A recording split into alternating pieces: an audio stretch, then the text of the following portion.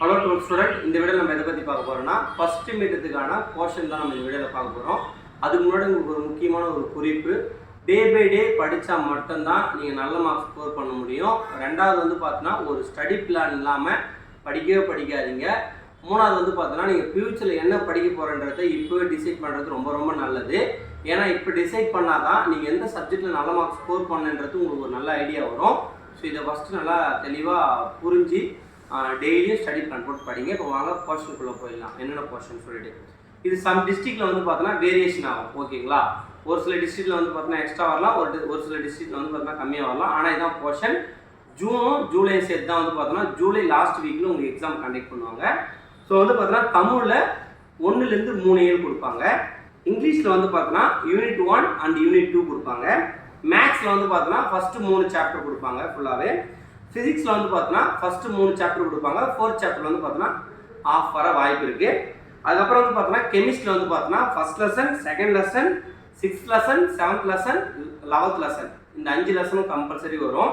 Maybe ஒரு சில டிஸ்ட்ரிக்டில் வந்து பார்த்தோன்னா 3rd லெசன் ஆட் பண்ணுவாங்க. அப்புறம் வந்து பார்த்தோன்னா கம்ப்யூட்டர் சயின்ஸில் வந்து பார்த்தோன்னா 1லேருந்து 6 யூனிட் ஃபஸ்ட்டு.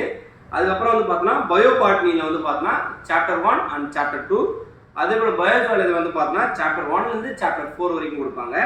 அப்புறம் வந்து பார்த்தோன்னா கம்ப்யூட்டர் அப்ளிகேஷன் வந்து பார்த்தோன்னா சாப்டர் 1லேருந்து சாப்டர் 6 வரைக்கும் வரும். அதுக்கப்புறம் வந்து பார்த்தோன்னா காமர்ஸில் வந்து பார்த்தீங்கன்னா சாப்டர் 1லேருந்து சாப்டர் 8 வரைக்கும் வரும். அதுக்கப்புறம் வந்து பார்த்தோன்னா அக்கௌண்டன்ஸில் சாப்டர் 1, சாப்டர் 2, சாப்டர் 3 வரும். அதுக்கப்புறம் எக்கனாமிக்ஸில் வந்து பார்த்தோன்னா சாப்டர் 1லேருந்து சாப்டர் 5 வரைக்கும் வரும். அதுக்கப்புறம் வந்து பார்த்தோன்னா ஹிஸ்ட்ரியில் வந்து பார்த்தோன்னா சாப்டர் 1லேருந்து சாப்டர் 5 வரைக்கும் வரும்.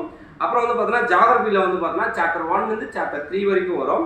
பிஸ்னஸ் மேக்ஸில் வந்து பார்த்தோன்னா சாப்டர் 1லேருந்து சாப்டர் 3 வரும்.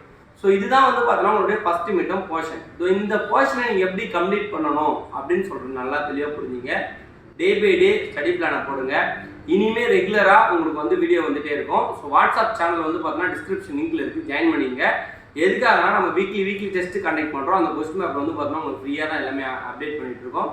ஸோ நீங்கள் நல்ல மார்க்ஸ் ஸ்கோர் பண்ணணும்னா நீங்கள் ஒன்று மட்டும் பண்ணால் போதும். வாட்ஸ்அப் சேனலில் ஜாயின் பண்ணிங்க. நம்ம ரெகுலராக போடுற கொஸ்டினை ப்ராப்பராக படிச்சு வந்தால் போதும். யூடியூப்பில் போனீங்கன்னா வீடியோ கீழே வந்து பார்த்தோன்னா டிஸ்கிரிப்ஷனில் PDF வச்சுரை நீங்கள் டவுன்லோட் பண்ணிக்கலாம். ஸோ இதுதான் வந்து பார்த்தோன்னா போர்ஷன். ஸோ வந்து பார்த்தோன்னா நல்லபடியாக படிங்க. ஃபஸ்ட்டு எக்ஸாமே பெஸ்ட் எக்ஸாமாக எழுதுனீங்கன்னா கண்டிப்பாக உங்களுக்கு வந்து பார்த்தோன்னா ஃபைனலாக நல்ல மார்க்ஸ் ஸ்கோர் பண்ணலாம். ஸோ எல்லாருக்குமே ஆல் தி பெஸ்ட்.